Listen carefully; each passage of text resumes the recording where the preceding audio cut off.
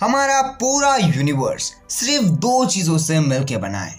पहला है स्पेस और दूसरा है टाइम। क्योंकि बिग बैंग से पहले ना ही स्पेस एग्जिस्टेंस पे था और ना ही टाइम एग्जिस्टेंस पे था, और ये दोनों चीजें आपस में इंटरकनेक्टेड हैं, जिस चीज की वजह से ये एक फैब्रिक क्रिएट करते हैं जिसके ऊपर एक्चुअली में हम प्रेजेंट होते हैं। लेकिन खास बात तो ये है कि क्या हम ये टाइम को अपने हिसाब से कंट्रोल कर सकते हैं? यानी कि अगर हम पास्ट में जाना चाहते हैं तो क्या हम पास्ट में जा सकते हैं, और क्या हम अगर फ्यूचर में जाना चाहते हैं तो हम फ्यूचर में जा सकते हैं? तो देखो, ये एक हाइपोथेसिस घटना है टाइम ट्रैवल की।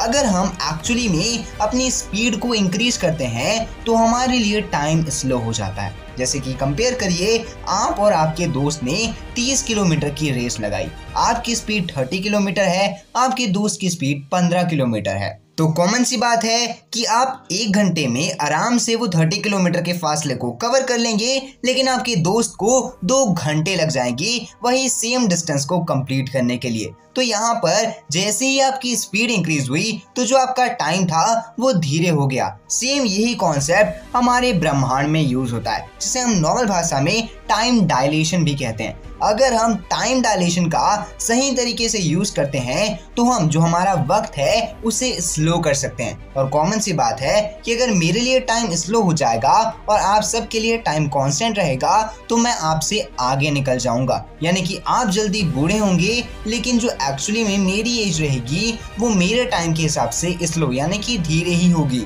तो कॉमन सी बात है कि अगर हमें टाइम के आगे या फिर पीछे जाना है तो हमें एक्चुअली में टाइम डायलेशन का सही तरीके से यूज करना आना चाहिए। तो मान लीजिए सपोज आपने एक ऐसे एलॉय को बना लिया जो एलॉय काफी सारे मेटल्स के मिक्सचर से बना हुआ है, लेकिन इसकी खास बात यह है कि अगर हम इसे हाई स्पीड में ट्रेवल करवाते हैं तो जो वो एनर्जी जो बेसिकली हाई स्पीड से इस मेटल के ऊपर पड़ेगी, जो बेसिकली इसे गला करके रख देगी। क्योंकि कॉमन सी चीज है, अगर कोई भी चीज की स्पीड इंक्रीज होगी तो वहां पर जो एनर्जी रहेगा यानी कि जो चार्ज रहेंगे वो भी काफी तेजी से ट्रेवल होंगे। यानी कि जो मेटल रहेगा उसकी बॉडी धीरे धीरे गर्म होगी, टेम्परेचर बढ़ते जाएगा। तो बेसिकली अगर मान लीजिए आपने एक ऐसा एलॉय बना लिया है जो ये सारी कंडीशंस को आराम से झेल लेता है और झेलने के बाद भी एक्चुअली में वहां पर टिक जाता है, तो कॉमन सी बात है अब हमें एक्चुअली में एक ऐसे इंजन की जरूरत होगी जो इंजन बेसिकली लाइट की स्पीड से ट्रैवल कर सकता है। और अगर हमने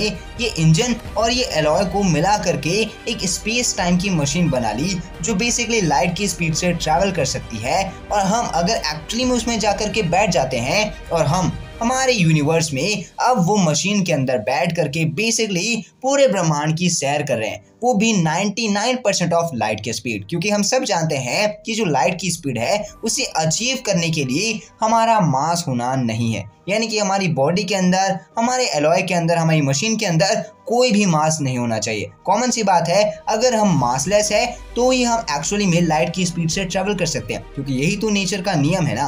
और अगर हमें उससे भी आगे जाना है तो वो तो नेचर के नियम के ही विरुद्ध है, यानी कि हम उसके आगे नहीं जा सकते। लेकिन हम 99% वो जो लाइट की स्पीड है उसके क्लोज जा सकते हैं, जिसकी वजह से हो सकता है कि कुछ सेकंड्स के लिए हम एक्चुअली में जो टाइम है उसे स्लो कर पाए।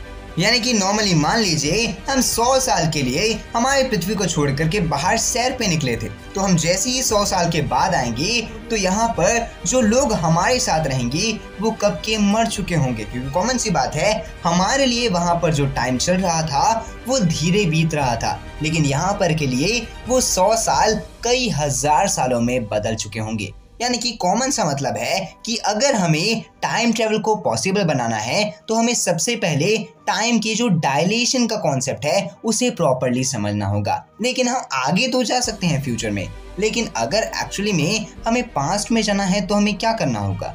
तो देखो, ये जो कॉन्सेप्ट है ये थोड़ा सा अजीब है, क्योंकि हम सब जानते हैं कहीं ना कहीं फ्यूचर में जाना इजी है लेकिन पास्ट में जाना बहुत हार्ड है। क्योंकि एक बार एल्बर्ट आइंस्टाइन ने कहा था कि इसकी काफी ज्यादा चांसेस है कि आने वाले टाइम पे हम फ्यूचर में तो चले जाए, लेकिन पास्ट में जाने के लिए हमें वार्म होल्स की हेल्प लेनी होगी। यानी कि नॉर्मल सी बात है, हमें एक ऐसी चीज को देखना होगा, एक ऐसी चीज को क्रिएट करना होगा जो बेसिकली हमारे स्पेस टाइम के फैब्रिक के अंदर एक कर्वेचर क्रिएट करे, और वो कर्वेचर बेसिकली एक पोर्टल को क्रिएट करे। और वो जो पोर्टल रहने वाला है वो पोर्टल हमें एग्जैक्टली वही टाइम पे निकाले जो टाइम एक्चुअली में पास्ट का होने वाला है। यानी कि हमें नॉर्मल भाषा में हमारे स्पेस टाइम के फैब्रिक के ऊपर एक कर्विएचर क्रिएट करना है और उस कर्विएचर के अंदर एक ऐसा पोर्टल होगा जो बेसिकली वर्म होल की तरह काम करेगा। हमें एक टाइम के पीरियड को एक दूसरे टाइम के पीरियड से जोड़ करके वहां से यहाँ ट्रैवल करवाएगा। लेकिन ये चीज एक पूरा का पूरा हाइपोथेसिस लगता है, लेकिन हमारा ब्रह्मांड एक्चुअली में इनफिनाइट चीजों से भरा हुआ है। तो हम ये चीज कभी जान ही नहीं सकते कि ये जो चीज आज हमें हाइपोथेसिस लग रही है, क्या पता एक्चुअली में ये चीज रियलिटी हो। क्योंकि हम सब जानते हैं जिस तरह हमें ब्लैक होल की सिंगुलैरिटी के बारे में जानकारी नहीं है, मे बी जो एक्चुअली में ये कॉन्सेप्ट है इसके बारे में भी नहीं पता हो। बट अब आपको क्या लगता है कि क्या कभी ऑन फ्यूचर हम टाइम ट्रेवल को आराम से यूज कर पाएंगे कि नहीं? आप अपनी ओपिनियन कमेंट बॉक्स में जरूर बताइएगा।